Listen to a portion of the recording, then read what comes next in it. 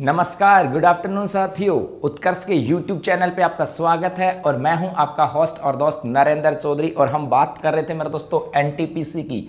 हम लोग चर्चा किस पे कर रहे थे? एनटीपीसी जो हम उस पे चर्चा कर रहे थे। और यहाँ पर जो स्टैटिक जीके वाला जो पार्ट है, स्टैटिक जीके वाला जो पार्ट है उसके ऊपर हम लोग चर्चा कर रहे थे। और कल हम बात कर रहे थे मेरे दोस्तों, हम बात कर रहे थे ओलंपिक गेम के ऊपर। जो ओलंपिक गेम थे वहाँ पर हम चर्चा कर रहे थे। और लास्ट हमने पढ़ा था कि वर्ष 2016 का जो ओलंपिक खेल है ये आयोजित हुए थे रियो डी जेनेरिया ब्राजील के अंदर, जिसको कहा जाता है रियो ओलंपिक। और इस रियो ओलंपिक के अंदर कितने देशों ने पार्टिसिपेट किया था, यहाँ पर कितने जो खेल थे वो उनका आयोजन किया गया था, ये सब बातें हम लोगों ने चर्चा की थी। और लास्ट हमने यहाँ पर पढ़ा था इस रियो ओलंपिक में कि जो भारत है, इस भारत के कितने पदक यहाँ पर मिले थे। और भारत को मेरे दोस्तों आपको पता होगा 2 पदक मिले थे। एक पदक तो लेके आई थी साक्षी मलिक और दूसरी लेके आई थी पीवी सिंधु। इसका मतलब है कि इन ओलंपिक खेलों में जो दबदबा रहा वो किसका रहा था?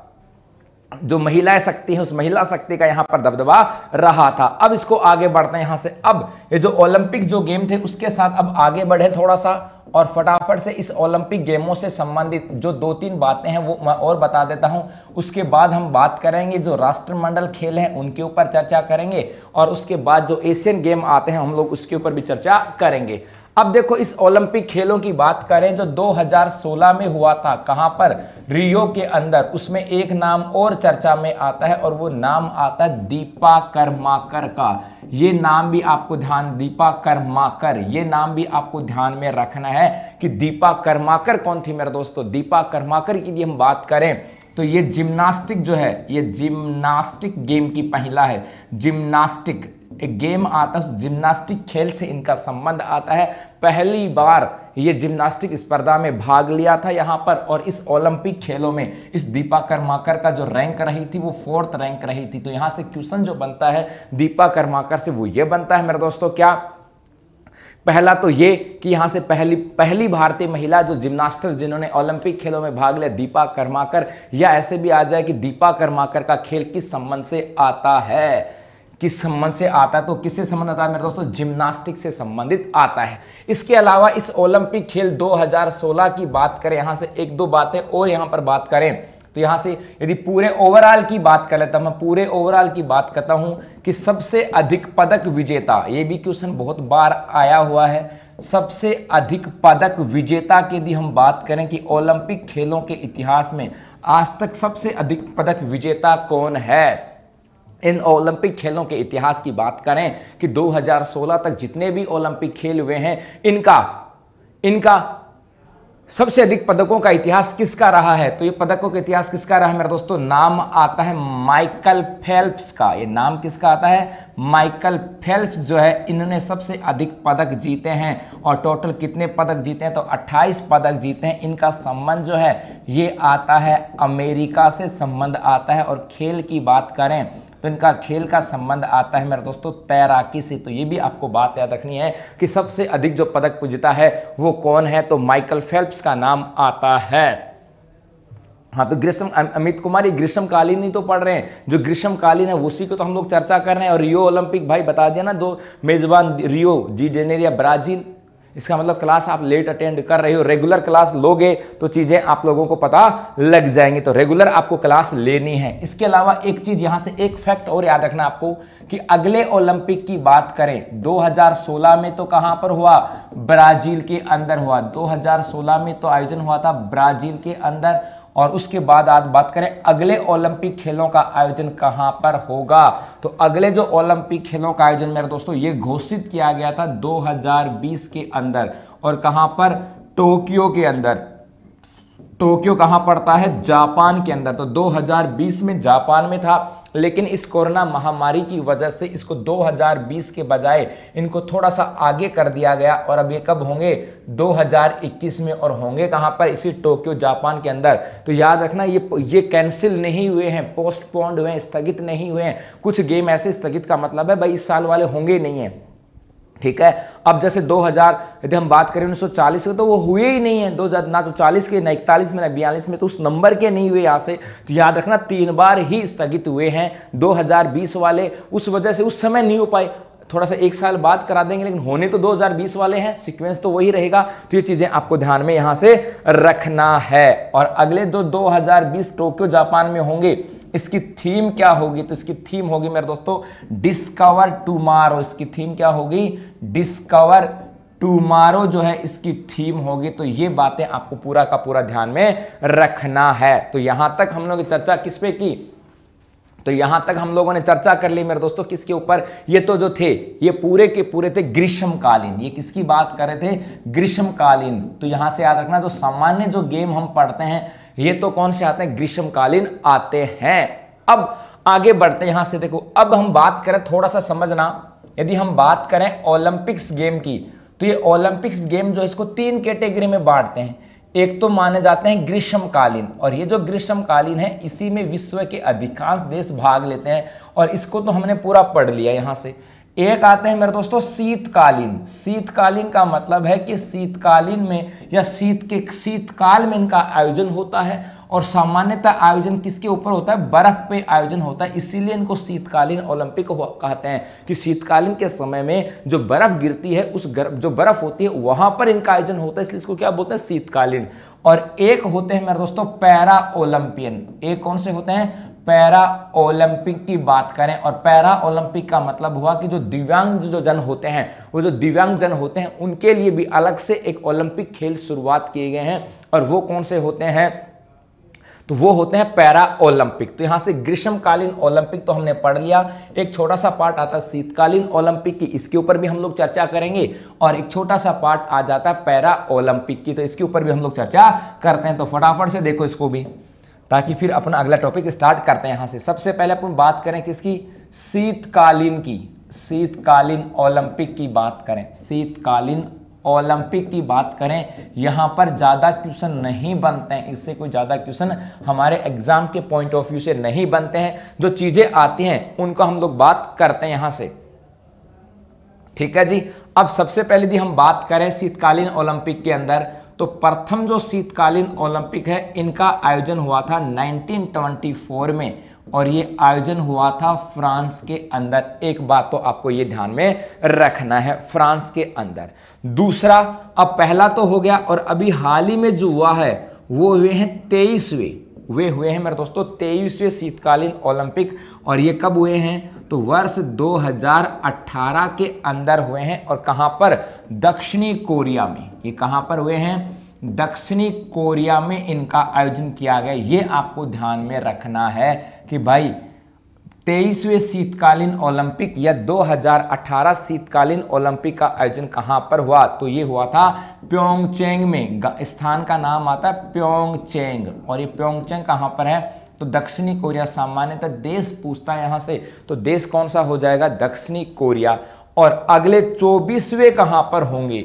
अगले 24वें कहां पर होंगे? तो 24वें कब होंगे? 2022 के अंदर होंगे, और ये कहां होंगे मेरे दोस्तों? तो याद रखना चीन में, और चीन में कहां पर? बीजिंग के अंदर। बस ये 3 बातें आपको यहां से ध्यान में रखनी हैं।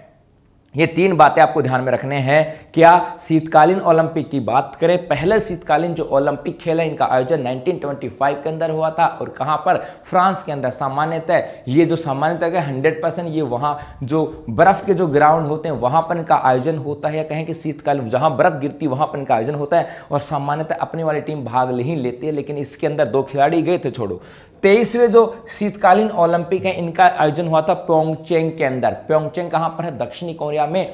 और 24वें नंबर के 2022 कहां पर होंगे? तो ये होंगे मेरे दोस्तों बीजिंग, चीन के अंदर। ठीक है, तो ये आपको ध्यान में रखना है।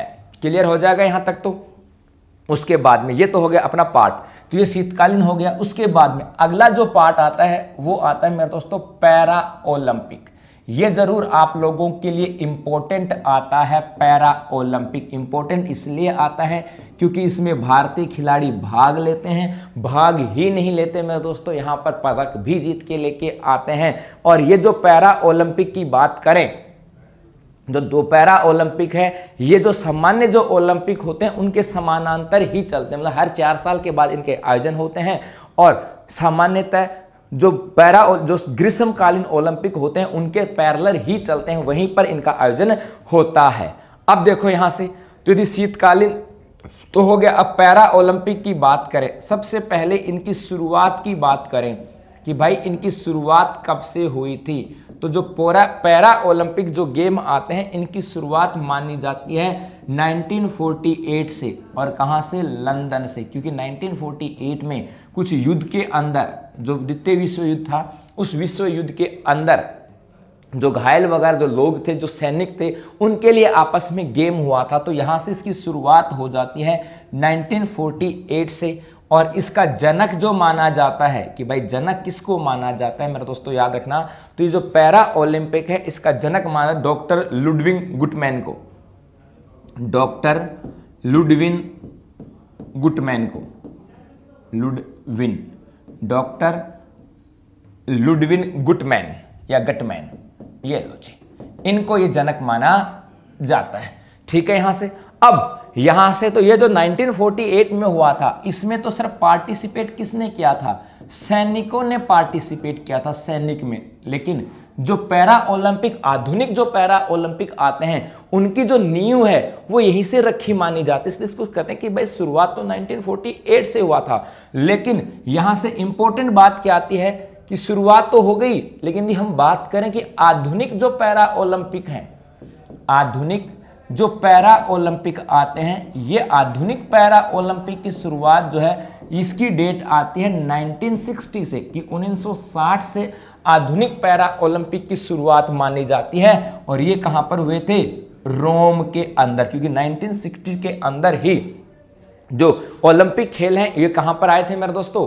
ये टीवी पर इनका प्रसारण हुआ। तो जहां पर 1960 में जो रोम के अंदर जो ओलंपिक खेल हुए थे, उसी के साथ आधुनिक पैरा ओलंपिक गेमों की शुरुआत भी मानी जाती है। तो यहां से आधुनिक के साथ नाम आता है ये और शुरुआत आ जाता है ये। ठीक है। उसके बाद में एक यदि हम बात करें, ये जो पैरा ओलंपिक गेम है, इनके आयोजनकर्ता की बात करें कि भाई इसका आयोजनकर्ता कौन है, कि जैसे अंतर्राष्ट्रीय ओलंपिक समिति है वो ओलंपिक गेमों का आयोजन करवाती है, उसी प्रकार से इसका आयोजन कौन करवाती है? तो वो आ जाती है अंतर्राष्ट्रीय पैरा ओलंपिक, अंतर्राष्ट्रीय पैरा ओलंपिक समिति, अंतर्राष्ट्रीय पैरा ओलंपिक जो समिति है, इनके द्वारा इसका आयोजन करवाया जाता है। और यदि हम अंतर्राष्ट्रीय पैरा ओलंपिक समिति की बात करें कि भाई इसकी स्थापना कब हुई, तो याद रखना 1989 में अंतर्राष्ट्रीय पैरा ओलंपिक समिति की स्थापना की गई है। ये भी आपको ध्यान में रखना है। और एक अंतर्राष्ट्रीय पैरा ओलंपिक समिति का जो मुख्यालय की बात करें तो मेरे दोस्तों याद रखना, इसका मुख्यालय जो आता है ये आता है बान के अंदर। और बान कहाँ पर है? तो ये पड़ता है जर्मनी के अंदर। ये कुछ बातें आपको ध्यान में रखनी हैं। तो पैरा ओलंपिक की शुरुआत 1948 से, लेकिन आधुनिक पैरा ओलंपिक की शुरुआत 1960 से। कई बार ये भी आ जाता है कि पैरा ओलंपिक का जनक किसी को मानता है, तो डॉक्टर लुडविग जो हैं, डॉक्टर लुडविग जो गटमैन है या गुटमैन की बात करें, इनको ये जनक माना जाता है। इनका आयोजन करता अंतर्राष्ट्रीय पैरा ओलंपिक समिति, जिसकी स्थापना 1989 के अंदर की गई थी। और मुख्यालय कहां पर आता है? तो बान जर्मनी के अंदर इसका मुख्यालय आता है। अब ये तो हो गए शुरुआत। अब शुरुआत हुए तो नवीनतम की बात करें कि भाई हाल ही में सबसे नवीनतम पैरा ओलंपिक कौन से हुए हैं? Para Olympic. तो नवीनतम जो पैरा ओलंपिक हुए हैं, यदि हम उनकी चर्चा करें तो सबसे नवीनतम जो हुए मेरे दोस्तों, वे हुए हैं 15वें पैरा ओलंपियन गेम। और कब? 2016 के अंदर। कहां पर? रियो डी जेनेरिया में, रियो डी जेनेरिया के अंदर हुए हैं। और रियो डी जेनेरिया है कहां पर?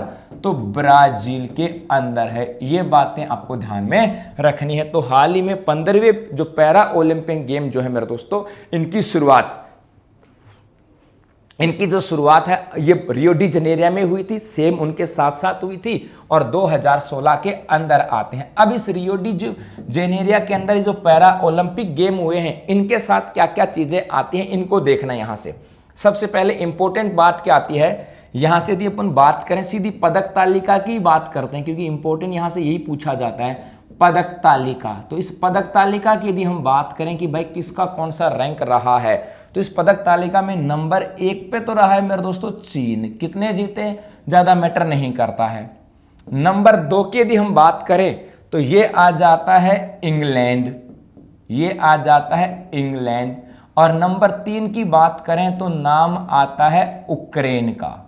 नंबर 3 पे कौन रहा था? उक्रेन रहा था। और भारत की बात करें कि भाई भारत का नंबर कौन सा रहा, तो यदि हम भारत की बात करें मेरे दोस्तों, भारत का नंबर रहा था ये 43वां कि पैरा ओलंपिक गेमों में भारत का नंबर कौन सा था। तो इंडिया कौन से कहां पर स्टैंड करती है मेरे दोस्तों, तो कहां पर स्टैंड करती है?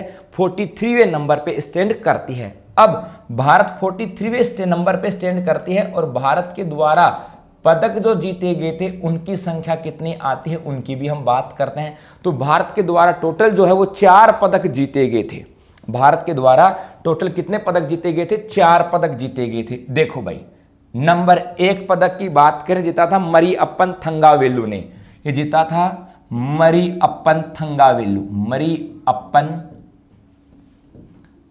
थंगावेलु। ये नाम ध्यान में रखना पड़ेगा, याद रखना ही पड़ेगा, कोई ऑप्शन ही नहीं है। मरियप्पन थंगावेलु की बात करें, थंगावेलु की बात करें, और इन्होंने पदक कौन सा जीता था?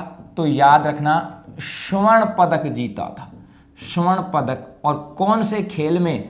तो हाई जंप में, ऊंची कूद में, हाई जंप में, ऊंची कूद में। तो नंबर 1 पदक तो जीता मरियप्पन थंगावेलु, स्वर्ण पदक, और हाई जंप में।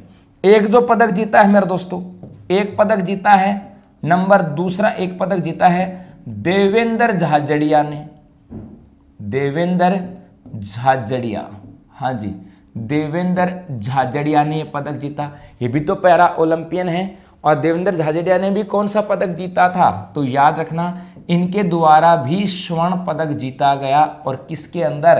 तो ये आ जाते हैं भाला फेंक में, या इसको कह दिया जाता है जेवेलिंग थ्रो। तो 2 पदक हो गए, देवेंद्र झाझड़िया और मरियप्पन थंगावेलु। उसके बाद में आ जाती है मेरे दोस्तों, एक नाम आता है दीपा मलिक, एक नाम आता है दीपा मलिक की बात करें। और दीपा मलिक ने भी, इन्होंने जीता था रजत पदक, इन्होंने जीता था रजत पदक जीता था। और किसके अंदर? तो गोला फेंक में। ये किस में आ जाती है? शॉर्ट पुट, जिसको अपन लोग क्या बोलते हैं? गोला फेंक, शॉर्ट पुट की बात की जाती है। तो 3 हो गए। और यहां से चौथा जो पदक जीता कि भाई इस यहां पर चौथा पदक किसने जीता, तो वो नाम आता है मेरे दोस्तों वरुण ने। वो किसने जीता है? वरुण ने जीता था। कौन सा पदक? कांस्य पदक। और किस में जीता? तो ये आ जाता है हाई जंप, ऊंची कूद में, हाई जंप में जीता। बस इतना सा आपको ध्यान में रखना है। मरियप्पन को Rajiv Gandhi award, very good, बहुत अच्छी बात है भाई, अच्छी बात है, इतनी चीजें ध्यान में रखते हो महेंद्र चौहान जी, बहुत बढ़िया। अब देखो दोबारा समझना यहां से, तो पैरा ओलंपिक में इंपॉर्टेंट पार्ट आती है कि 2016 के अंदर कौन से पैरा ओलंपिक खेलों का आयोजन हुआ? 15वें पैरा ओलंपिक खेलों का आयोजन हुआ था रियो डी जेनेरियो ब्राजील के अंदर। और सेम जैसे जो हम बात करें ग्रीष्मकालीन ओलंपिक की, उसी के पैरेलल इन ओलंपिक खेलों का आयोजन किया जाता है। अब यदि यहां पर बात करें तो पदक तालिका में नंबर 1 पे चीन, नंबर 2 पे इंग्लैंड और नंबर 3 पे आता है उक्रेन। और भारत की बात करें तो भारत का नाम आता है मेरे दोस्तों 43वें नंबर पर। और भारत के द्वारा टोटल 4 पदक जीते गए थे, जिसमें 2 गोल्ड, 1 रजत और 1 कांस्य पदक था। नहीं हेमंत कुमार जी, अभी तो उसी के लिए लगा रहे हैं, लेकिन उसी के लिए नहीं, स्टैटिक जीके जिस भी क्लास में आती है, जिस भी एग्जाम में आती है, सभी के लिए इंपॉर्टेंट है। ये राजस्थान पुलिस के लिए भी इंपॉर्टेंट है, ये एनटीपीसी के लिए भी इंपॉर्टेंट है, ये एसएससी के लिए भी इंपॉर्टेंट है, ये दिल्ली पुलिस के लिए भी इंपॉर्टेंट है, ये हरियाणा पुलिस के लिए इंपॉर्टेंट है, ये यूपी पुलिस के लिए भी इंपॉर्टेंट है। अपार्ट ऑफ दैट ये यूपीसी के लिए भी इंपॉर्टेंट है। ठीक है, यहां से उसके बाद देखो अगला हम बात करें, 4 पदक थे। 4 में पहला जो पदक नाम आता है मरियप्पन थंगावेलु। मरियप्पन थंगावेलु ने पदक जीता था और स्वर्ण पदक जीता है। और इवेंट कौन सा था? तो हाई जंप या ऊंची कूद। एग्जाम में 2-3 तरीके से क्वेश्चन बनते हैं। मरियप्पन थंगावेलु का संबंध कौन से खेल से आता है, या यह क्वेश्चन बन जाए मरियप्पन थंगावेलु ने कौन से और पैरा ओलंपिक खेलों में पदक जीता, या इन्होंने कौन सा पदक जीता। तो 3 तरीके से आपको क्वेश्चन ध्यान में रखने हैं। ठीक है। उसके बाद में देवेंद्र झाझड़िया ने स्वर्ण पदक जीता और भाला फेंक। ये जो डाटा है कहीं भी पढ़ोगे सेम रहेंगी, कोई बदलाव नहीं हो सकता। नाम ऐसा है तो ऐसा ही रहेगा, ये गोल्ड है तो रहेगा ही रहेगा। जिनकी स्थापना जब हुई है वहीं रहेगी, चाहे कहीं से पढ़ो चीजें सेम ही रहेंगी। उसके बाद में तीसरा एक दीपा मलिक ने जीता था गोला फेंक में, पदक जीता था रजत पदक। और एक आ जाता वरुण जिन्होंने कांस्य पदक जीता है और किसके अंदर, हाई जंप के अंदर आता है। इसके अलावा एक दो इस पैरा ओलंपिक से मैं एक दो बातें और आपको बता देता हूं। यदि हम बात करें पैरा ओलंपिक की तो इससे एक दो बातें और मैं यहां से यदि चर्चा करूं तो इस पैरा ओलंपिक में एक तो आ जाता है मेरे दोस्तों क्या, एक तो यदि हम बात करें यहां से कि भाई भारत के लिए प्रथम पदक किसने जीता, भारत के लिए प्रथम पदक किसने जीता था पैरा ओलंपिक में, भारत के लिए पहला पदक किसने जीता था, तो ये जीता था मुरलीकांत ने। इसने जीता भारत के लिए पैरा ओलंपिक में पहला जो पदक जीता था ये मुरलीकांत ने जीता था। और कब जीता, 1972 में जीता। कौन सा पदक जीता था, गोल्ड मेडल जीता। और कौन से खेल में जीता, तो खेल आ जाता है मेरे दोस्तों तैराकी। तो याद रखना पैरा ओलंपिक में यदि भारत के लिए पहले पदक की बात करें तो नाम आ जाता है मुरलीकांत। ये आपको ध्यान में रखना है थोड़ा सा, ठीक है। ये चीजें आपको पता हो गई होंगी। और उसके बाद में यदि हम बात करें अगले जो पैरा ओलंपिक गेम होंगे वो कहां पर होंगे, उसी टोक्यो जापान के अंदर होंगे। तो अगले पैरा ओलंपिक कहां पर होंगे, टोक्यो जापान के अंदर होंगे। आगामी कहां पर होंगे, टोक्यो जापान में। तो ये अपना ओलंपिक वाला जो पार्ट है ये पूरा हो जाता है, पूरा हो जाता है। अब आगे बढ़ते हैं। अब देखो, अब हम बात करते हैं अगला जो गेम आते हैं वो आते हैं अपने राष्ट्रमंडल खेल।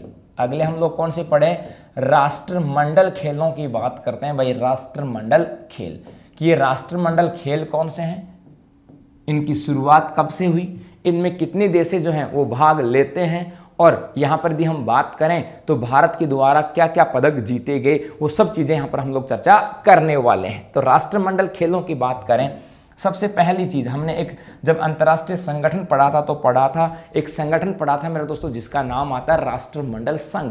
तो उस राष्ट्रमंडल संघ के अंदर सामान्यतः वो कंट्री थे, दो कंट्रियों को छोड़ करके वो कंट्री थे जिनका जो कभी न कभी ब्रिटिश साम्राज्य के अधीन रही हैं।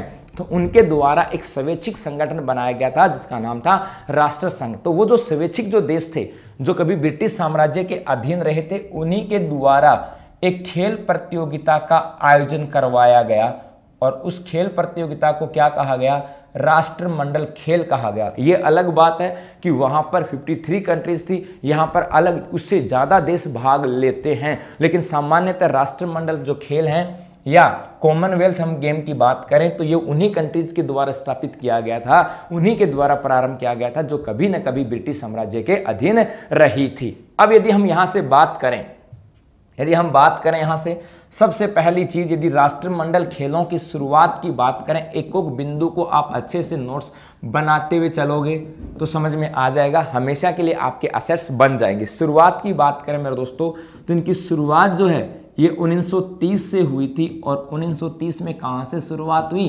कनाडा से इनकी शुरुआत की गई थी। एक तो ये आता है। अब जब इनकी शुरुआत की गई थी तब इनका नाम क्या होता था, तब इनका नाम होता था ब्रिटिश एम्पायर गेम्स। इनको क्या कहा जाता था, ब्रिटिश एम्पायर गेम्स कहा जाता था। लेकिन बाद में इनका नाम बदलते बदलते बदलते और क्या पड़ गया, राष्ट्रमंडल खेल या कॉमनवेल्थ गेम नाम पड़ गया। तो शुरुआत में इनकी जो शुरुआत हुई थी वो ब्रिटिश एम्पायर गेम्स के नाम से इनकी शुरुआत हुई थी। उसके बाद देखो यहां से अब अगला आता है कि आयोजन नहीं हुआ। आज तक जितने भी राष्ट्रमंडल खेल हुए हैं उनमें से कुछ राष्ट्रमंडल खेल ऐसे थे जिनका आयोजन नहीं हुआ, और ये कौन कौन से आ जाते हैं मेरे दोस्तों, तो 1942 और 1946, ये जो 2 ईयर आते हैं यहाँ 1942 और 1946, ये जो 2 होने वाले थे, ये जो 2 राष्ट्रमंडल खेल थे ये आयोजित नहीं हुए थे, ये आपको ध्यान में रखना है।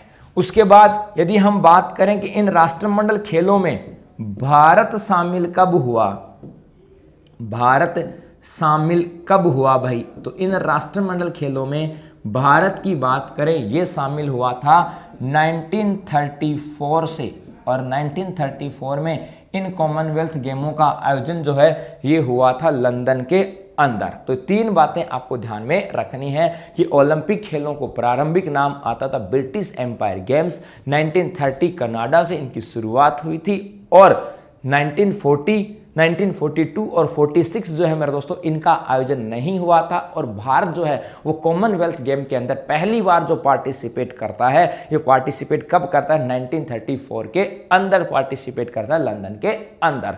तो ये 3 बातें तो आपको पता लग गई होंगी। उसके बाद अब ये तो थोड़ा सा इनका इतिहास आता है।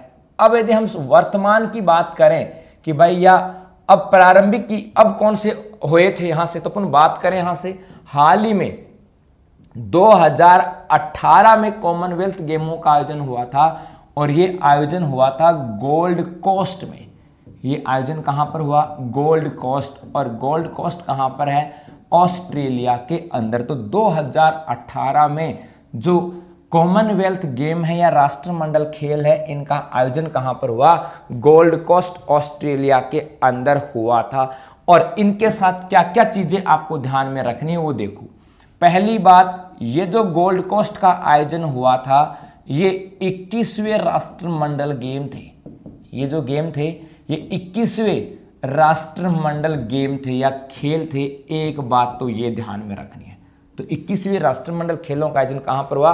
गोल्ड कोस्ट ऑस्ट्रेलिया के अंदर हुआ। यदि यहां पर देशों की बात करें कि भाई इसमें कितने देशों ने भाग लिया, तो 71 जो कंट्रीज है उन्होंने यहां से पार्टिसिपेट किया। और यहां पर कुल खेल कितने खेले गए, कुल खेल कितने थे, तो याद रखना यहां पर टोटल जो खेल थे मेरे दोस्तों वो आते हैं, यहां पर आ जाते हैं 19। टोटल खेल कितने आ जाते हैं? 19 जो खेल आ जाते हैं यहां से। उसके बाद यदि हम बात करें यहां से एक इस 21वें गोल्ड कोस्ट जो कॉमनवेल्थ गेम है, इनके शुभंकर कौन थे? इसके शुभंकर कौन थे? तो इसके शुभंकर की बात करें, सामान्यतः हर एक पदक, हर एक टूर्नामेंट का एक शुभंकर होता है, लेकिन इसके 3 शुभंकर थे मेरे दोस्तों। ठीक है, यानी सर इसके तो एक ही था ना, एक ही शुभंकर था, उसका नाम था बोरोबी। इसका नाम क्या था? बोरोबी। इसका नाम था बोरोबी। तो इसका शुभंकर कौन था? बोरोबी। उसके बाद यदि हम बात करें यहां से, तो 4 बातें तो आपको ये ध्यान में रखनी है कि जो हाल ही में 2018 में जो कॉमनवेल्थ गेम हुए हैं, कौन से नंबर के थे? 21वें राष्ट्रमंडल थे। कहां पर हुए? गोल्ड कोस्ट ऑस्ट्रेलिया में हुए। कितने देशों ने भाग लिया? 71 कंट्रीज ने यहां से भाग लिया। और कितने खेलों का आयोजन हुआ? 19। एक बच्चा कह रहा था कि सर गेम तो 19 है और पदक ज्यादा है। तो जैसे एक एथलेटिक्स की बात करें, गेम तो एक एथलेटिक्स, लेकिन एथलेटिक्स के अंदर बहुत सारी अलग सब डिवीजन होती हैं, इसलिए बात यहां से आ जाती है। फिर शुभंकर, शुभंकर मैंने आपको पहले ही बताया था, शुभंकर का मतलब है एक ऐसा आदर्श चेहरा जो उनको इंडिकेट करता है, वो यहां से नाम आ जाता है। तो शुभंकर जो था इसका वो आ जाता है बोरोबी। उसके बाद देखो, उसके बाद यदि हम भारतीय दल की बात करें, किसकी बात करें? भारत की बात करें, तो भारत के साथ आपको याद रखना पहला कि एक तो ये कि जो उद्घाटन समारोह था, उद्घाटन समारोह में ध्वजवाहक की बात करें, ध्वजवाहक की उद्घाटन समारोह में भारत का ध्वजवाहक कौन व्यक्ति था? तो ये नाम आ जाता है मेरे दोस्तों पीवी सिंधु। पीवी सिंधु। उद्घाटन जब समारोह हुआ, मार्च पास्ट होती है, और उस मार्च पास्ट के अंदर भारतीय ध्वजवाहक कौन आ जाता है? पीवी सिंधु। उसके बाद आता है, यदि हम बात करें समापन समारोह की, किसकी बात करें मेरे दोस्तों? समापन समारोह में ध्वजवाहक, समापन समारोह में यदि हम ध्वजवाहक की बात करें कि भाई समापन समारोह में ध्वजवाहक कौन था, तो ये नाम आता है मेरे दोस्तों MC मैरी कॉम। MC मैरी कॉम। तो ये भी आपको ध्यान रखना है कि गोल्ड कोस्ट 2018 जो कॉमनवेल्थ गेम थे उनमें उद्घाटन समारोह में भारतीय जो दल था उसकी ध्वजवाहक कौन थी? PV सिंधु। और समापन समारोह के अंदर कौन था मेरे दोस्तों? वो है MC मैरी कॉम। क्लियर? चलो उसके बाद आगे बढ़ते हैं। यहां से अगली चीज जो इंपॉर्टेंट आती है वो आती है पदक तालिका।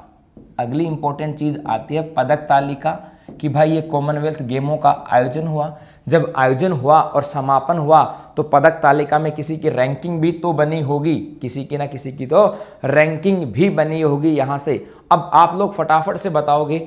अभी देखते हैं यहाँ से सर अभी इटालियन गम में जिनमें किन जीता, भाई वो उस समय पढ़ेंगे, प्रभुराम गोदारा जी आ जाएंगे, अभी तो अपन पैरा इनकी बात कर रहे हैं। तो फटाफट से आप लोग बताओगे यहाँ से कि 2018 गोल्ड कोस्ट जो कॉमनवेल्थ गेम थे यहाँ पर नंबर 1 कौन रहा है? इस पदक तालिका में नंबर 1 पे कौन रहा है? फटाफट से ये कमेंट्स करके बताओ, तब समझ में आ जाएगा कि हाँ बड़ी तैयारी कर रहे हो। सभी को गुड आफ्टरनून। हाँ चलो अरुण सिंह जी, इन्वायरमेंटल भी है तो अपना स्टैटिक का पार्ट है, इन्वायरमेंटल का थोड़ी ना बावला। हाँ इंडिया का तो तीसरा स्थान रहा था, ठीक है, वेरी गुड।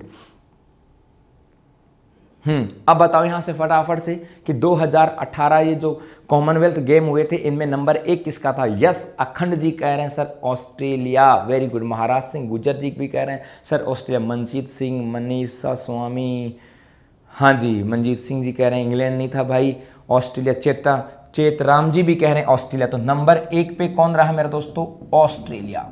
नंबर 1 पे कौन रहा था? ऑस्ट्रेलिया रहा था। और इस ऑस्ट्रेलिया के द्वारा कितने पदक जीते गए यदि हम इसकी भी चर्चा करें तो ऑस्ट्रेलिया के द्वारा 80 द्वारा जीते गए थे 80 गोल्ड, 59 सिल्वर और 59 ही ब्रॉन्ज, ये पदक यहां पर जीते गए थे। तो टोटल कितने हो जाते हैं?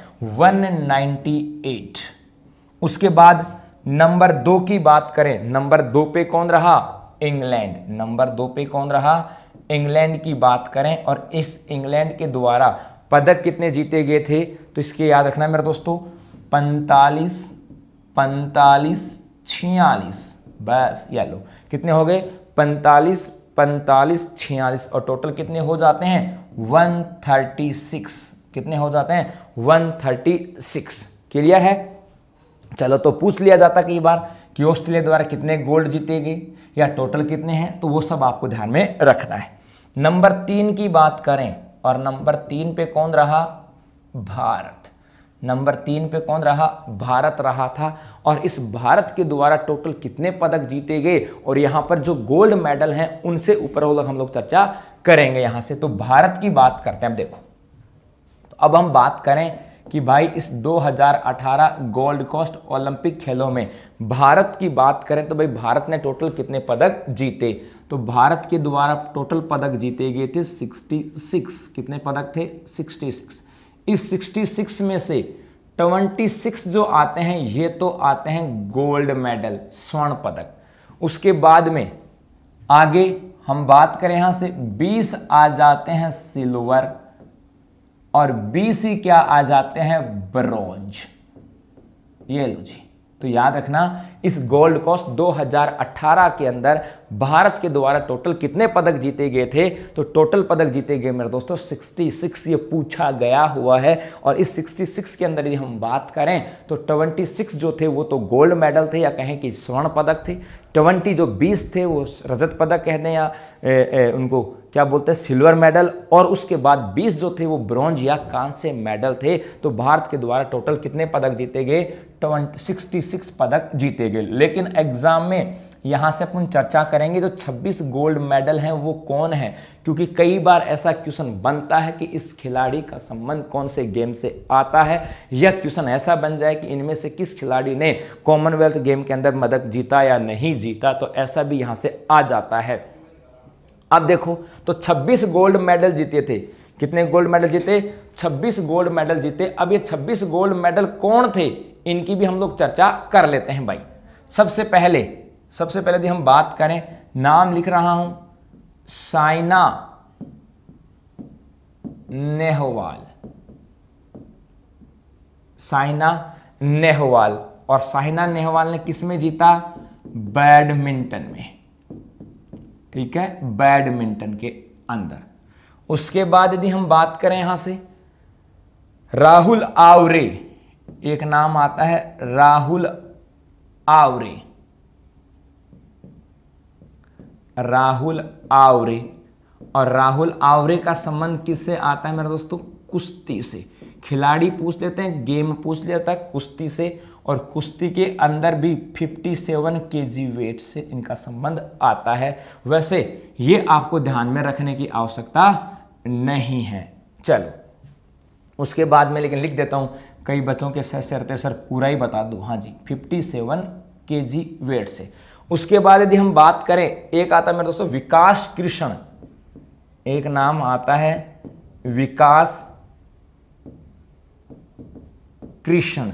और विकास कृष्ण की बात करें तो इनका संबंध जो आता है बॉक्सिंग से, इसका संबंध किससे आता है? बॉक्सिंग से आता है। और बॉक्सिंग में भी कितनी वेट की कैटेगरी आती है मेरे दोस्तों? तो 75 केजी की वेट की कैटेगरी आती है। उसके बाद में एक आ जाता है मेरे दोस्तों सुशील कुमार, जैसे भी अपन लिख लेंगे सुशील कुमार। और सुशील कुमार का संबंध किससे आता है? कुश्ती से। सुशील कुमार का संबंध किससे आता है? कुश्ती से। और कुश्ती में भी कितनी वेट से? तो 74 केजी वेट के अंदर आता है। उसके बाद यदि हम बात करें, यहां से हो गया, यहां से एक आ जाती है मेरे दोस्तों मानिका बत्रा, एक आ जाती है मानिका बत्रा, मानिका बत्रा, मानिका बत्रा। और ये जो मानिका बत्रा है, इसने भी गोल्ड मेडल जीता था किसके अंदर? टेबल टेनिस में। और याद रखना, टेबल टेनिस में ये भारत का पहला गोल्ड था। कॉमनवेल्थ गेम के अंदर टेबल टेनिस के अंदर ये भारत का पहला गोल्ड आता है। चीजें ठीक है। उसके बाद यदि हम बात करें, एक नाम आता है मेरे दोस्तों यहां से बजरंग पूनिया, एक नाम आता है बजरंग पूनिया। बजरंग पूनिया का संबंध आता है कुश्ती से। और कुश्ती में कितनी वेजी वेट से? इनका संबंध कुश्ती में आता है। और कुश्ती में कितने वेजी वेट से? तो इनका वेट आता है भाई 65 केजी वेट से। उसके बाद और आगे देखें भाई, और कौन आ जाता है? एक आ जाती है मेरे दोस्तों विनेश फोगाट। हाँ जी, एक नाम आता है विनेश फोगाट। और विनेश फोगाट का संबंध किससे आता है? कुश्ती से। विनेश फोगाट का संबंध किससे आता है? कुश्ती से। और विनेश फोगाट की जो कैटेगरी आती है, ये कैटेगरी आती है मेरे दोस्तों 50 केजी, 50 केजी। और याद रखना, कॉमनवेल्थ गेम में महिला रेसलर के द्वारा पहला गोल्ड मेडल किसके द्वारा जीता गया है? तो विनेश फोगाट के द्वारा। चलो हो गया विनेश फोगाट। उसके बाद यदि हम बात करें, एक आ जाता है मेरे दोस्तों नीरज चोपड़ा, एक नाम आता है नीरज चोपड़ा। और नीरज चोपड़ा का जो संबंध आता है, ये खेल आता है बाला फेंक। कौन सा खेल आता है? बाला फेंक से इनका संबंध आता है। तो नीरज चोपड़ा भी हो गया। एक नाम आता है भाई गौरव सोलंकी, गौरव सोलंकी, एक नाम आता है गौरव सोलंकी। और गौरव सोलंकी का जो संबंध आता है, ये आता है 52 केजी की वेट में बॉक्सिंग में, बॉक्सिंग 52 केजी। तो कुछ नाम तो ये हो गए। अब चलो, है ना, तो यहां से कौन कौन हो गए? साइना नेहवाल हो गई बैडमिंटन से, राहुल आवेर हो गया कुश्ती से, विकास कृष्ण का संबंध बॉक्सिंग से, सुशील कुमार कुश्ती, मनिका बत्रा टेबल टेनिस, बजरंग पूनिया कुश्ती, विनेश फोगाट कुश्ती, नीरज चोपड़ा जेवलिंग थ्रो की बात करें, और गौरव सोलंकी बॉक्सिंग से। इसके अलावा और हम बात करें कि हम किसकी बात करें? भारत के गोल्ड मेडल, भारत के स्वर्ण पदक। और कौन कौन खिलाड़ी आ जाते हैं भाई? देखो यहां से, ये हो गए। उसके बाद यदि हम बात करें, एक आ जाता है मेरे दोस्तों सुमित मलिक, एक नाम आता है सुमित मलिक की बात करें सुमित मलिक का नाम आता है। और सुमित मलिक का जो संबंध है ये कुश्ती से है। इनका संबंध किससे है? कुश्ती से है। और कुश्ती के अंदर भी कितने वेट से? तो कुश्ती के अंदर भी 125 केजी वेट के अंदर है। उसके अलावा और हम बात करें, सुमित मलिक हो गया, एक आ जाता है संजीव राजपूत।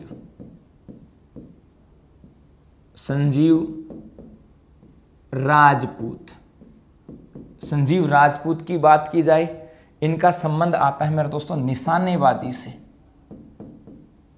निशानेबाजी से इनका संबंध आता है। और निशानेबाजी के अंदर भी यदि हम बात करें तो ये आ जाता है 50 मीटर राइफल से इनका संबंध आता है। ठीक है। उसके बाद और हम बात करें, एक आ जाती है भाई एमसी मैरी कॉम। एमसी मैरी कॉम। और एमसी मैरी कॉम की यदि हम बात करें कि एमसी मैरी कॉम की बात करें कि भाई इनका संबंध किससे आता है, तो ये आप सबको पता है एमसी मैरी कॉम का संबंध किससे आता है? बॉक्सिंग से आता है। और कैटेगरी की बात करें तो 45 से 48 केजी वेट की कैटेगरी आती है।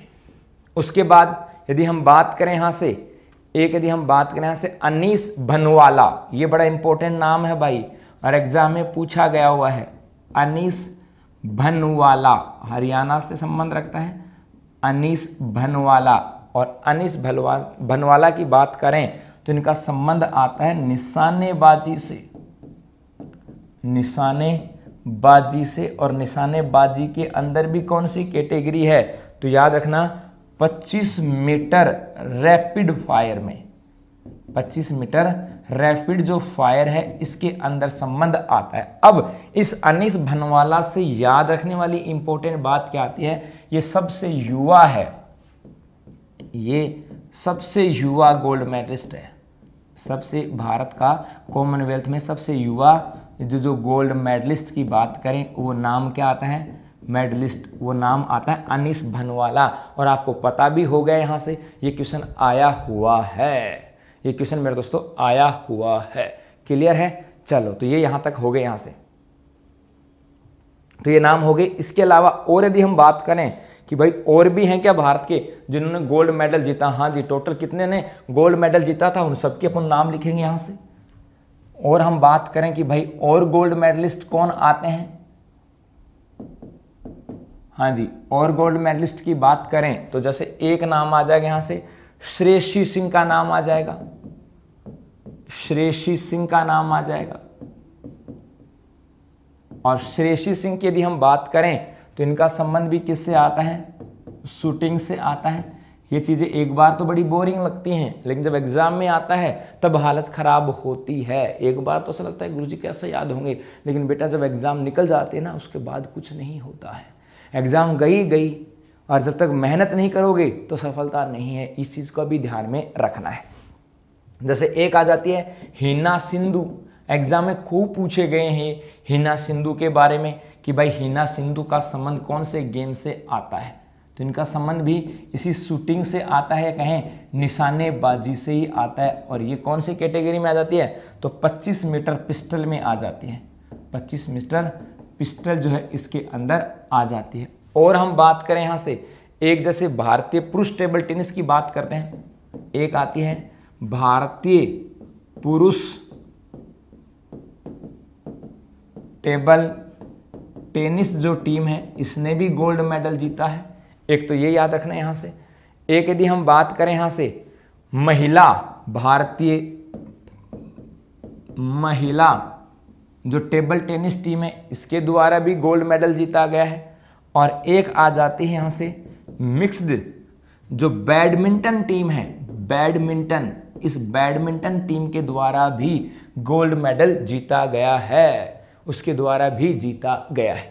और यहाँ से अपन बात करें कि भाई और भारत के कौन कौन थे जो यहाँ से गोल्ड मेडलिस्ट आते हैं। यदि हम उन और गोल्ड मेडलिस्ट की बात करें, जैसे एक आ जाएगा जीतू रॉय। जीतू रॉय की बात करें, और जीतू रॉय जो था इसको तो भारत में सर्वोच्च खेल पुरस्कार से भी नवाजा गया हुआ है। जीतू रॉय की बात करें, भारत के सर्वश्रेष्ठ सबसे बड़े खेल पुरस्कार की बात करें उनसे भी नवाजा गया है और इनका संबंध किससे आता है, शूटिंग से या निशानेबाजी से इनका संबंध आता है। और शूटिंग में भी किसका, 10 मीटर एयर पिस्टल से, 10 मीटर एयर पिस्टल से इनका संबंध आता है। एक तो ये आपको ध्यान में रखना है। अब देखो और हम बात करें, 2-4 खिलाड़ी और बच गए। एक नाम आता है मनु भाकर का, और आप में से यदि किसी ने पेपर दिया होगा तो उसको पता होगा मनु भाकर को तो सबसे अधिक बार पूछा गया है।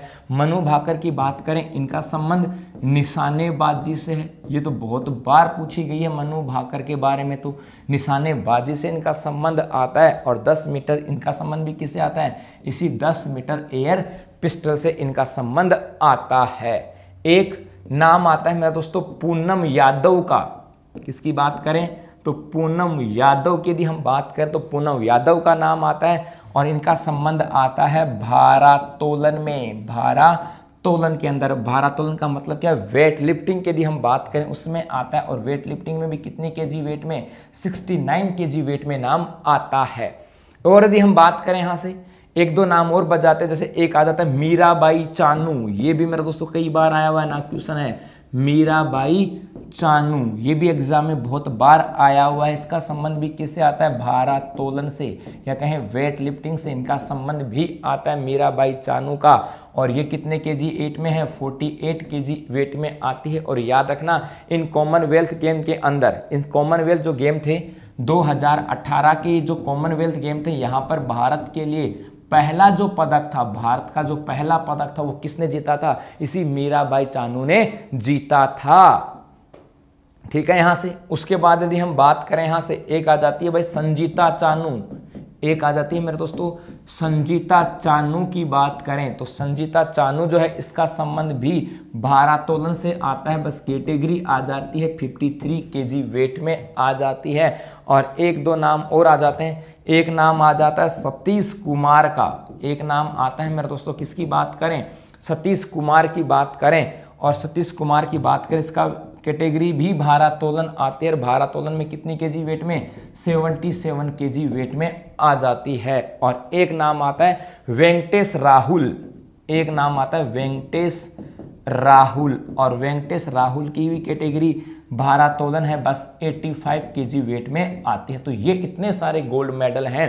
अब ये यहां से क्वेश्चन आए हुए हैं, ठीक है। और यहां से क्वेश्चन आए हुए हैं, क्वेश्चन किस किस से आए हुए हैं देखो। अब एक बार तो लगा होगा कि सर कैसे याद करेंगे, हाँ ये बात भी सही है, कैसे याद करेंगे, याद तो एकदम से होते तो स्टैटिक जीके होती नहीं, आंकड़े हैं और आंकड़े 100% पढ़ने पड़ेंगे, प्योर आंकड़े हैं, इसमें कुछ भी बदलाव नहीं हो सकता। एक तो ये मीराबाई चानू जो है इससे बहुत बार क्वेश्चन बना हुआ है, मीराबाई चानू से क्वेश्चन बना हुआ है। दूसरा यहां से एक क्वेश्चन बना हुआ है मेरे दोस्तों मनु भाकर से, मनु भाकर से भी क्वेश्चन बना हुआ है यहां से। एक यदि हम बात करें जीतू रॉय से क्वेश्चन बना हुआ है। जब यहां से क्वेश्चन बने हुए हैं तो हम छोड़ नहीं सकते। और अब जिनको सिलेक्शन होना है, जिनको सिलेक्शन लेना है, उनको तो मेहनत करनी पड़ेगी बेटा। 2018 से 22 आ गई है ना, इसलिए इनको राज्य के साथ लिंक नहीं करेंगे, ठीक है। 2018 राजीव गांधी खेल रत्न सम्मान से सम्मानित हुई थी मीराबाई चानू। छोटे मल बैरवा जी कह रहे हैं हाँ जी, 2018 का जो राजीव गांधी खेल रत्न पुरस्कार था, भारत का सबसे बड़ा खेल रत्न पुरस्कार था, उससे सम्मानित हुई थी। तो ये कौन, मीराबाई चानू। ये 2018 के गोल्ड कोस्ट ओलंपिक में, कॉमनवेल्थ गेम में भारत के लिए पहला पदक भी जीता था। तो ये क्वेश्चन यहाँ से बना हुआ है। इसके अलावा हिना सिंधु से बहुत बार क्वेश्चन बना कि हिना सिंधु का संबंध किस गेम से आता है। तो ये चीजें आपको सिर्फ इनका गेम याद रखना है, यहां से राज्यों की तो हम बात करेंगे ही नहीं यहां से, ठीक है।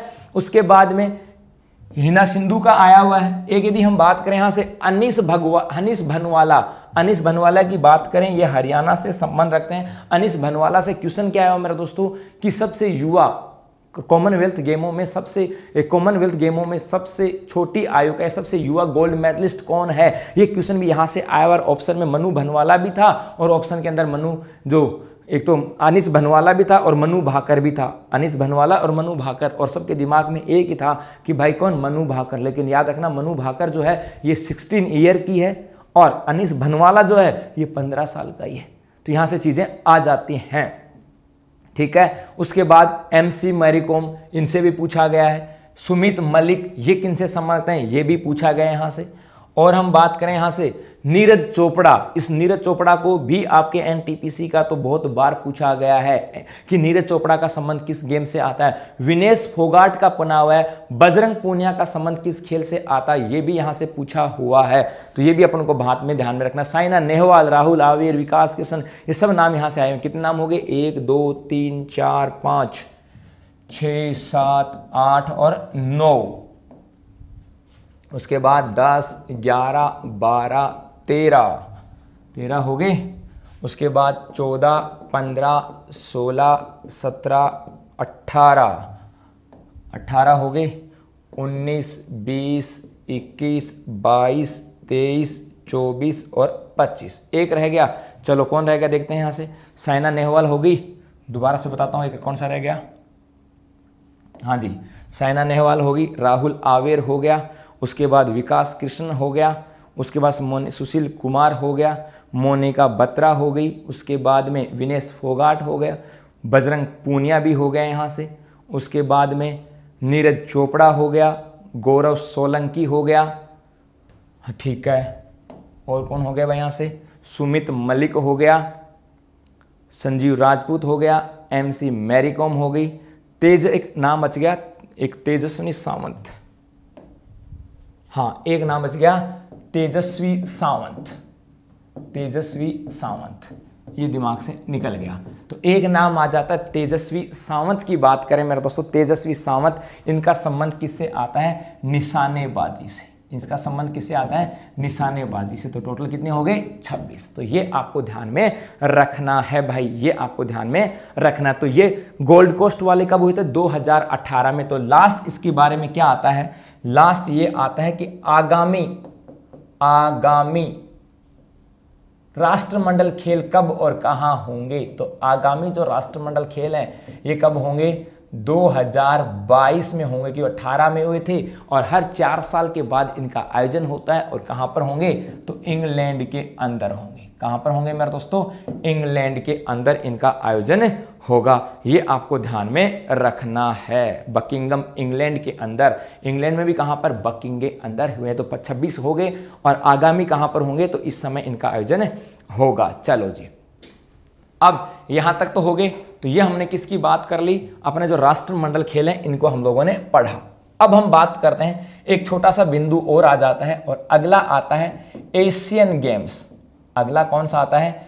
एशियन गेम्स की हम बात करते हैं। तो इस एशियन गेम्स से संबंधित जो महत्वपूर्ण तथ्य होंगे हम लोग उसी पे ही चर्चा करेंगे, ऐसे बेहिसाब उनकी बातें नहीं कहेंगे। सर पीवी सिंधु को नहीं मिला के, नहीं बेस में पीवी सिंधु नहीं आती है, ठीक है। चलो अब आगे बढ़े यहां से। हाँ, 2022 इंग्लैंड में होंगे, और कहां पर होंगे? तो बकिंगम में होंगे। अब हम एशियन गेम्स की बात करें, साफ साफ लिखा हुआ है एशियन का मतलब है एशियाई जो महाद्वीप है। किसकी बात करें? जो एशिया जो कॉन्टिनेंटल आता है, एशिया महाद्वीप जो पार्ट आता है, इस एशिया महाद्वीप के जो देश आते हैं मेरे दोस्तों, उसी एशिया महाद्वीप के देशों के द्वारा एक खेल प्रतियोगिता का आयोजन होता है, और उनको कहा जाता है एशियन गेम्स।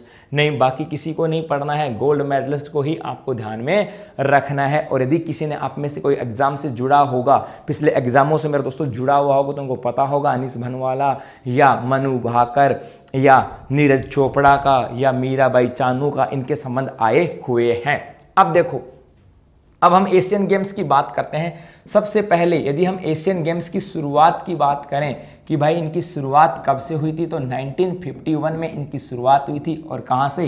इंडिया से, या कहें भारत से। तो भारत से 1951 में एशियन गेमों की शुरुआत हुई, और कहां से हुई थी? भारत के अंदर से शुरुआत हुई थी। हम बात करें, देखो उस समय भारत के प्रधानमंत्री हुआ करते थे जवाहरलाल नेहरू जी, और जवाहरलाल नेहरू की बात करें तो उनके द्वारा ऐसे प्रयास किए गए थे कि पूरे एशियन गेम्स जो देश हैं उनके मध्य एक खेल प्रतियोगिता का आयोजन होना चाहिए। तो जवाहरलाल नेहरू की यदि हम बात करें, उनके प्रयासों से एशियन गेमों का हुआ था। लेकिन अपने को तो सिर्फ पॉइंट टू पॉइंट चलना है, तो याद रखना एशियन खेलों की शुरुआत कब से हुई थी? 1951 से हुई थी। और कहां से? भारत में। और भारत में भी कहां पर हुआ था?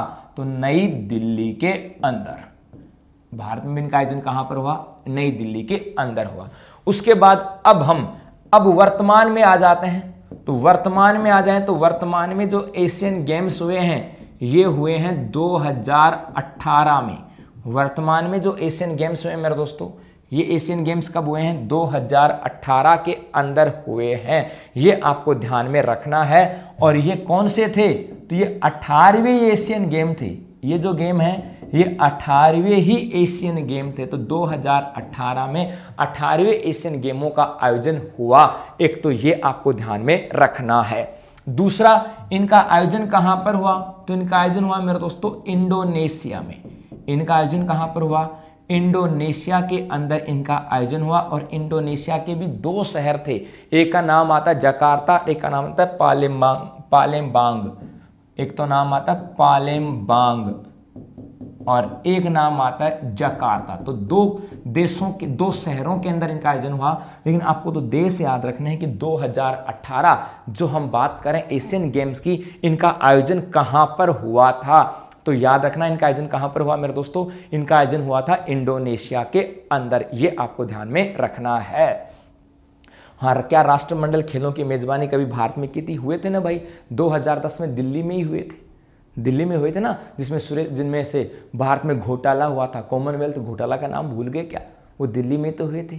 हाँ जी, और उसमें कई नाम आए थे, तो भारत के अंदर भी हुए हैं। चलो अब देखो, तो एशियन गेम 2018 ये 18वें एशियन गेम है। आयोजन इंडोनेशिया के जकार्ता शहर में इनका आयोजन हुआ। और यहाँ से यदि हम बात करें 2018 के जो गेम थे, इसका एक गीत आता है और उस गीत का नाम आता है एनर्जी ऑफ एशिया। उस गीत का नाम था एनर्जी ऑफ एशिया, जो है इसके गीत का नाम था। एक तो ये।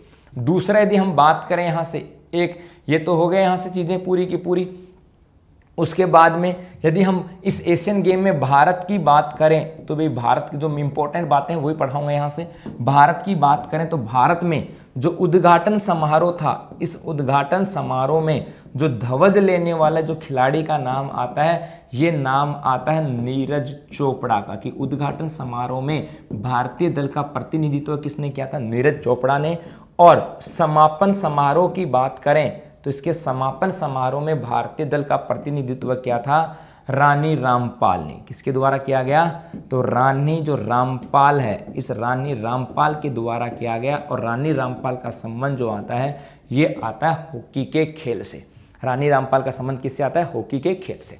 एक 2018 के ये जो एशियन गेम थे, यदि हम इसके शुभंकर की बात करें तो इसके 3 शुभंकर थे। इसके 3 शुभंकर थे भाई। और इसके 3 शुभंकर कौन थे? भिन्न भिन्न, काका और अतुंग। भिन्न भिन्न,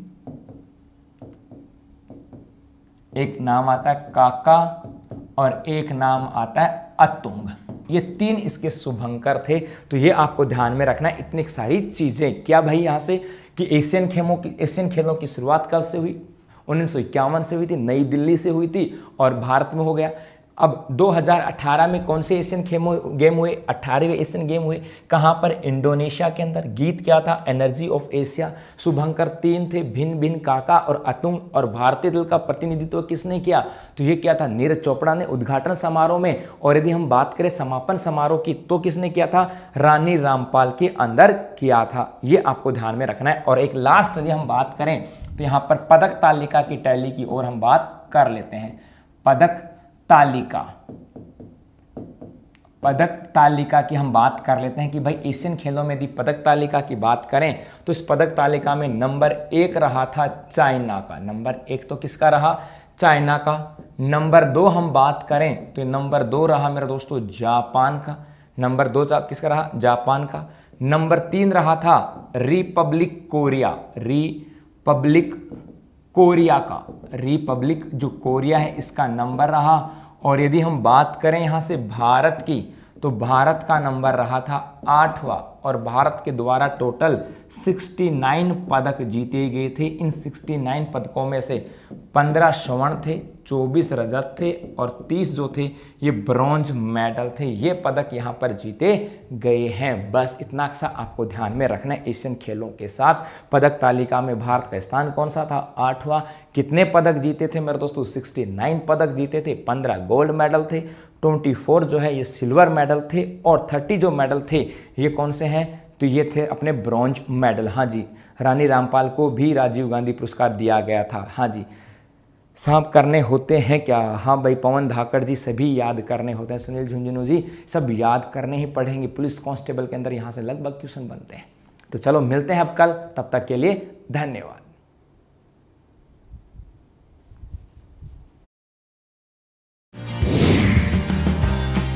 सब्सक्राइब करें उत्कर्ष के YouTube चैनल को और लेटेस्ट अपडेट पाने के लिए बेल आइकन को प्रेस करें। प्रतियोगी परीक्षाओं की तैयारी करें अब घर बैठे। तो जुड़े रहें उत्कर्ष के YouTube चैनल के साथ। अब पढ़ो कहीं भी, कभी भी।